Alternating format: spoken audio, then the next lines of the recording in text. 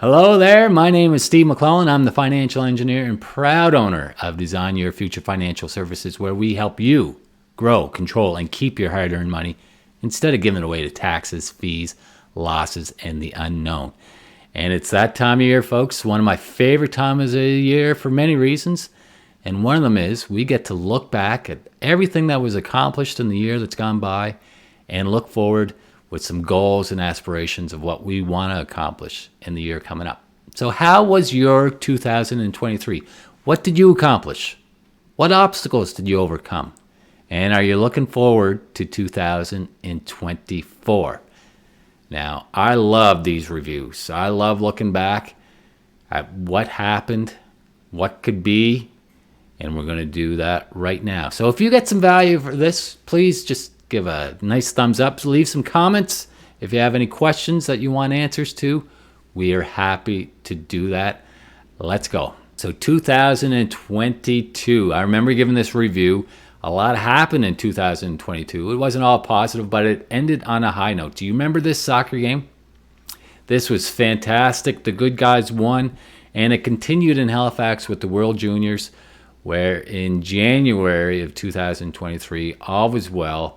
What a show. Canada winning the World Juniors in fine fashion. It started on a positive note.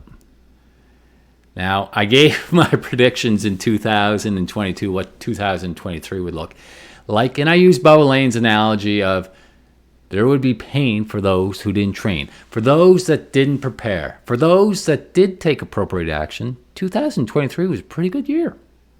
But for those that followed the herd, it was a very bumpy ride. That's right. Pain for those that didn't train.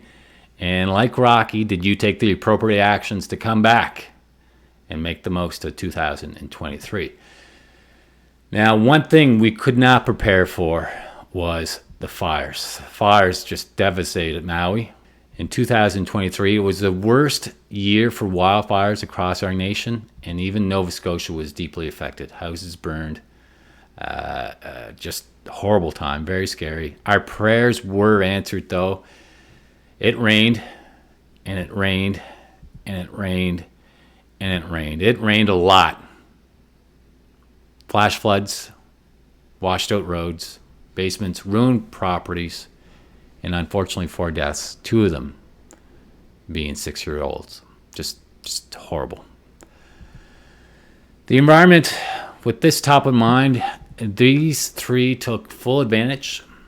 The carbon tax was introduced as a fee on burning carbon-based fuels. We all know that this is nothing more than a cash grab.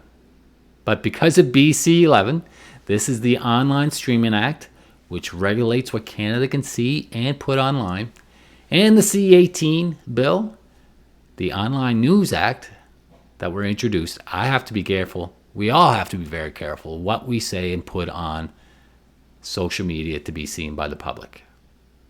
So I'm not even going to refer to these 3 by names. Maybe I'll call them Larry, Curly, and Mo instead. With those bills introduced, Google and Facebook ended up banning news, and our cost of living went through the roof. That carbon tax made things even more expensive, a tax on tax.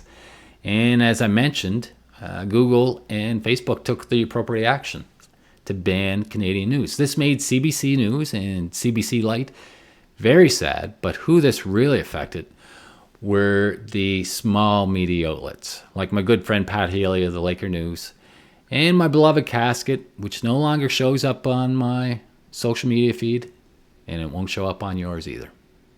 With the increased cost of living, the housing prices,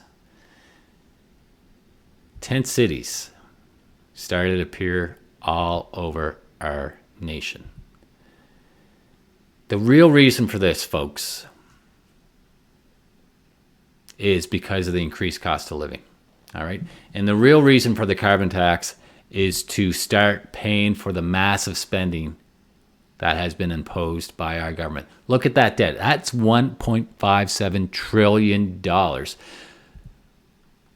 When I did this last year, your share of this debt was $57,500. Fast forward to today, and it's increased over 20 $1,000 to $76,000. Do you think taxes are going to increase or decrease in the future? Based on recent and current government actions, do you think things are going to change?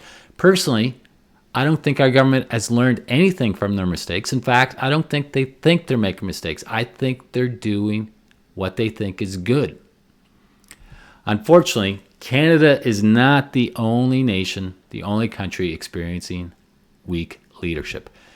In January, New Zealand saw its prime minister quit. This guy became king in May. This was actually one of my most unpopular posts of 2023. I shared the fact that Canadians give this guy and his family $58 million every single year. I was quite upset about that fact, but I guess there's the majority of Canadians and other people out there that feel we should be giving the royal family $58 million every year. Do you feel we should be giving this guy and his family $58 million a year? Leave a comment. I'd like to know what you actually think. I find it mind-boggling, especially in today's society where we're fighting against racism, social status, and we're trying to make the gap between the have and have-not smaller, but it's only getting larger.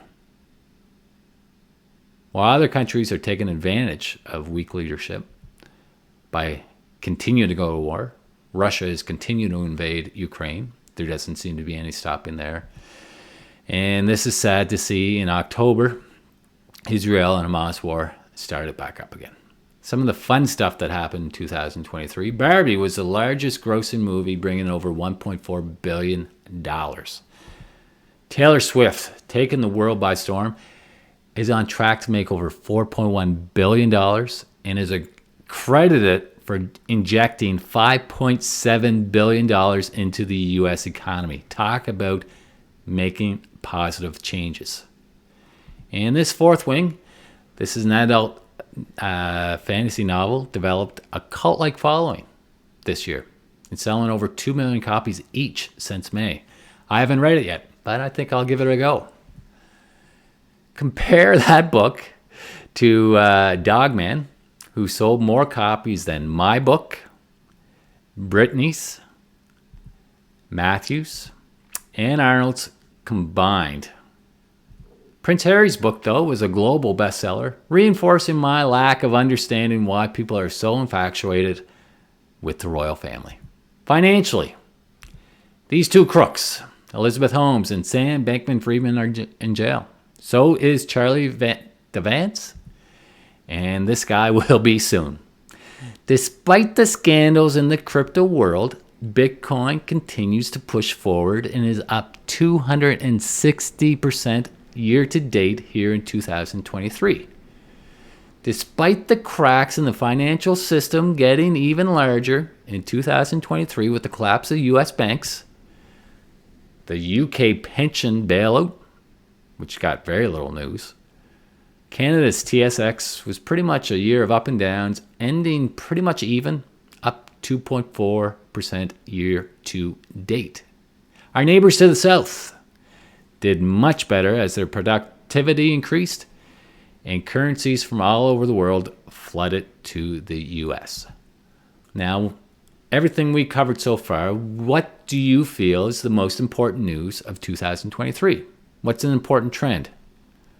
For me, the obvious answer is AI. The use of artificial intelligence, ChatGPT to name the most popular one, and this will only increase in 2024, which leads me to the predictions of 2024. I will save this for next week on Millionaire Mindset on Mondays. What is going to happen on 2024 and how you can take steps to prepare yourself and to make sure that you're not only protected, but where you can thrive in the year coming up. I hope you got some value from this. Give me a thumbs up. Ask any questions. Put some questions in the comments, and I will be happy to answer. Until then, be healthy, be wealthy, be wise, push through the noise.